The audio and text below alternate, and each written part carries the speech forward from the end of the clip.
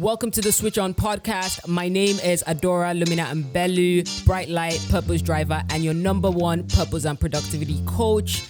Each week, you will learn how to own your mind and body and make it work for you on your life's journey. I want to show you that while you may not always have control over external forces, you can create your own pathway to fulfilling your God-given mission. And it all starts with your mind. Hi guys, welcome to the Switch On podcast. My name is Adora Lumina Mbelu, and I've been running this series called Success Is, okay? If you haven't listened to the first 10 episodes, you definitely should go catch it. Today's day 11, and I'm going to be talking about catching your thoughts. The average person thinks around 70,000 thoughts per day, okay? That's a lot of thoughts. Even when we think to ourselves that we're resting or we're relaxing or what we call, I'm in a good place, okay? Our brains are still working overtime, creating thoughts and creating stories that end up stressing us in some way. In fact, there's actual research out there that shows how negative thoughts can cause brain damage. Basically, the more rough thoughts that you have, the more likely you are to damage your brain over time. I don't know about you, but that is very scary information to me, okay? As humans with a mind and an overactive brain, we spend a lot of time thinking throughout the day. 70,000 thoughts is a lot.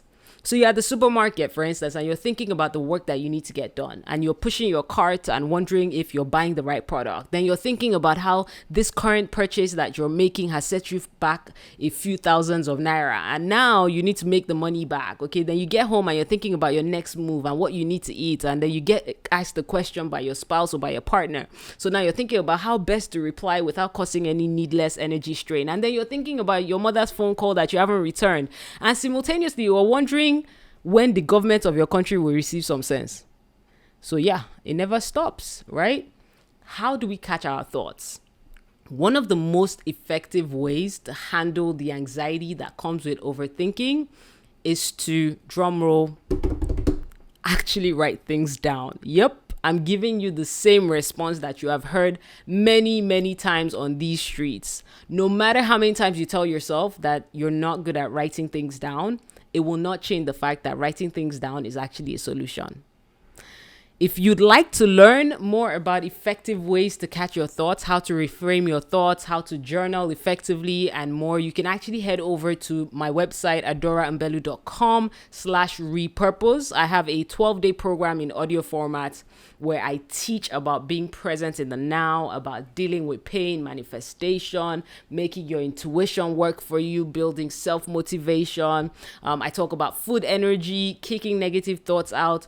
You can purchase the program and you can work with it at your own pace. Trust me, like, this entire thing is a journey. You're not just going to wake up and catch your thoughts. Like, it's actually a process. And when you listen to these things, the key is to practice. I keep saying application. You can't just have knowledge for knowledge's sake. I know a lot of people who will say, oh yeah, this journaling thing, I'm just not good at it. I just don't do it. The people who have told you that journaling is effective, right, are saying so because they've used that process and it has worked. It takes a long time, to jump on it and to get used to it, but you will find that it works, right? Catching thoughts simply means influencing the way that you live your life. Your thoughts affect your perception, and ultimately it affects your interpretation of reality. So when you start becoming more intentional about managing your thoughts, you can start to create more positive, more joyful stories that empower you. All right, I love you, and I will catch you on the next episode.